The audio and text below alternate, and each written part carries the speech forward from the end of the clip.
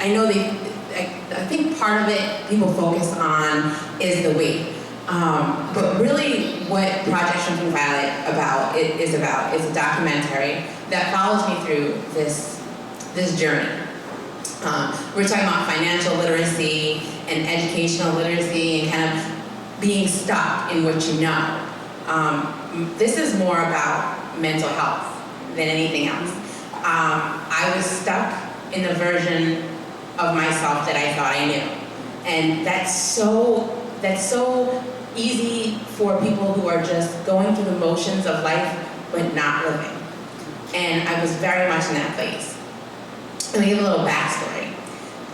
So I'm the oldest sibling of four. Yeah, my sister came along when I was 15, so I almost forget about her. But I'm the oldest sibling of four. My mom had a lot of mental health issues. She suffered from anxiety, and she also suffered with poor eating habits and binge eating. She was a binge eater, something she kind of passed along to us. And she was the type of person that would, eat until she threw up. And that was kind of the norm, and food and comfort was the norm. Growing up in poverty, that's the norm for a lot of people. You may not be able to give your kid to Disneyland, but you can take them to McDonald's Playland. So there was this connection with food and love and what it meant. And I had a lot of responsibility being the oldest sibling, and I took care of my siblings, and by 19, I actually had custody of my siblings. So I had this whole mindset of, this is my life, this is what I was born into, I have no control over it, I'm just here to serve and exist and make, things easier for other people. So I didn't have my own dream, I didn't have my own goals, I was here to take care of other people. So that was my thing. I was good at it. It's fine. No big deal. And I got to 30, and my mom passed away. And to be 30 years old and have no vision for yourself and no passion of your own, and the only thing you've ever been good at doing is taking care of other people.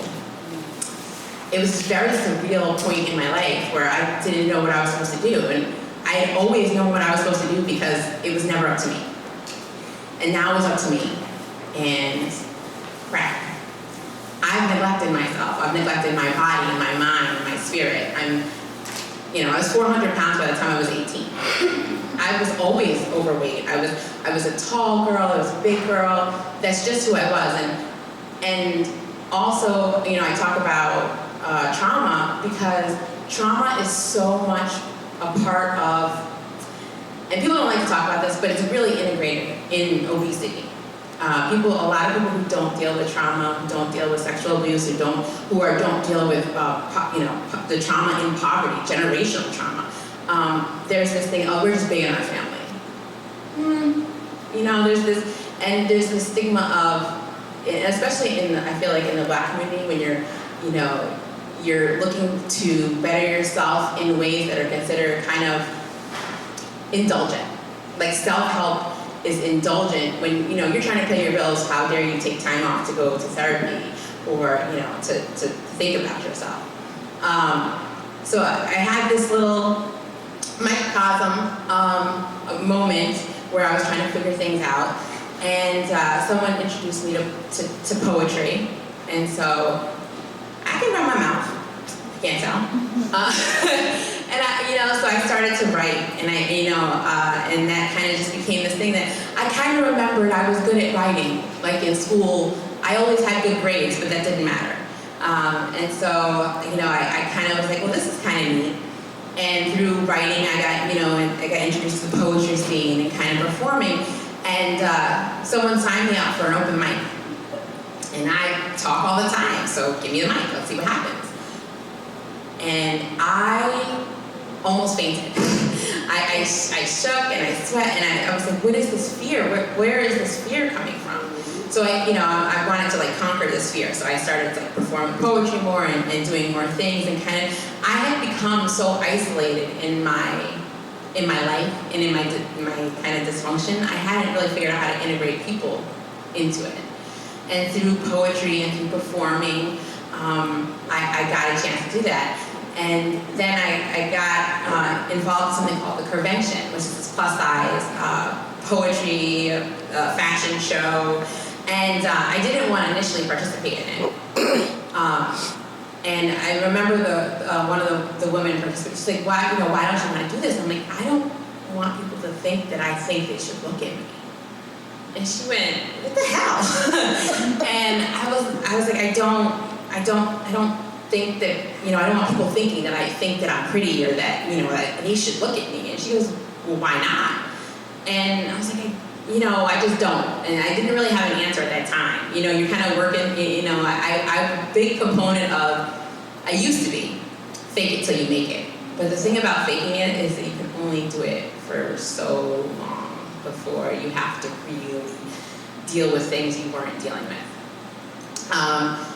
And so I started to build up this false sense of confidence through doing the convention. I'm like, I can model, here I am, I'm putting myself out there, but it didn't feel right.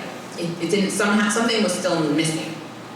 So I decided to start, working out and I'm like, I don't need this crutch anymore. I don't need to be overweight. I'm feeling good about myself. I'm gonna lose this weight now because now I'm gonna feel good about myself that way. And then I started to lose weight. And all of these issues that I thought I dealt with that I never dealt with started to come up. And it's like this break went off in my head and I freaked out. And I just had this moment where I realized I wasn't making it. I thought I'd been faking it until I made it, and I wasn't anymore. And I didn't know if I believed in myself. I didn't know if I believed in what I could do. I knew I needed help. So I kind of shut down and went headfirst into therapy and started digging deep. Let's get to the root of this. And what I realized was that I was emotionally stunted. And the way that, I'm sorry, I forgot your name. Ange? Oh, Angela. Yes, Angela. I didn't remember it. I was talking about kind of being stuck in your habits of what you know how to do. I didn't even realize that I was stuck in those habits, in this mindset. And so once I kind of figured that out, that my weight wasn't just how it was. My weight was not dealing with sexual abuse. My weight was not making myself a priority. My weight was not dealing with not having my own ambitions. My weight was 1,000 other things besides McDonald's, And so I was like, all right, now that I know this, I want it gone because I want to meet myself for the first time. I want to know who I am. I want to know what I'm so scared of. And I started in therapy. My therapist thought, you got a lot going on for yourself. And I didn't think I did. And through that process, I decided to get a gastric sleeve. Now, you have to lose weight on your own before you get a gastric sleeve.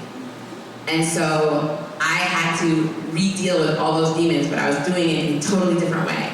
I was going forward, I'm gonna get past this. I'm going to be fine, I'm gonna be okay.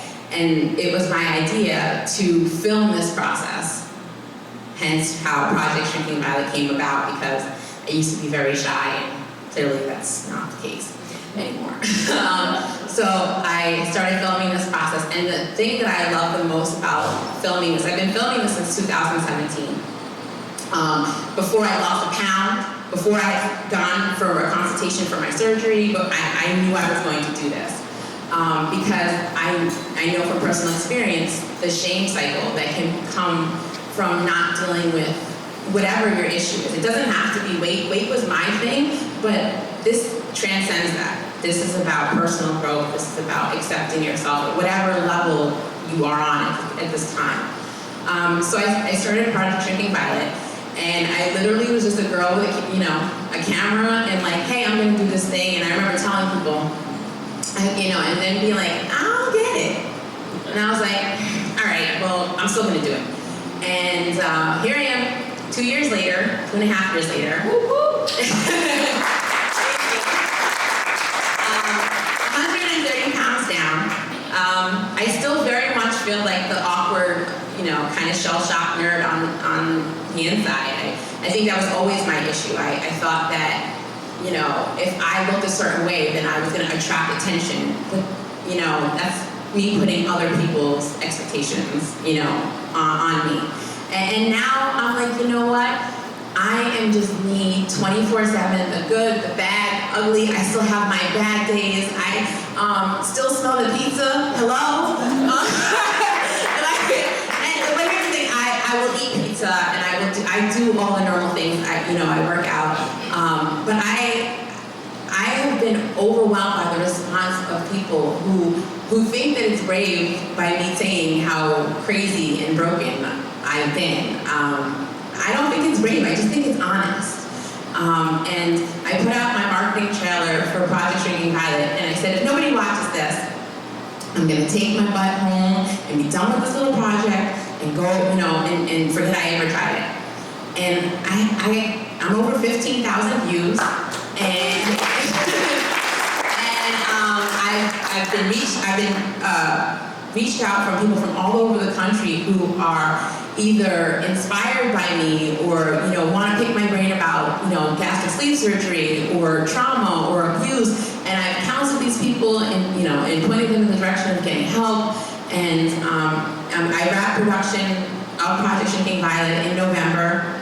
I don't have a weight size in mind. I don't have I don't think that I'm going to be this size and be happy one day. Like that's kind of an old way of thinking. I used to think, oh, you know, maybe if I was like a size 7 or whatever, I'd be happy. But like, size is not attached to your happiness.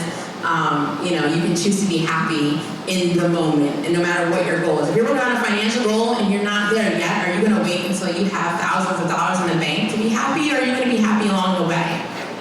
You know, right now, you can choose to be happy. You know, I definitely, at 300 pounds, chose to be happy. And because of that, you know, I'm 215 now, or whatever I am. But I couldn't say I'm not going to be happy until I'm this size. I had to say I'm going to be happy, knowing that I'm living in my purpose, knowing that I'm talking to other people about living in their purpose and inspiring them. So that's kind of been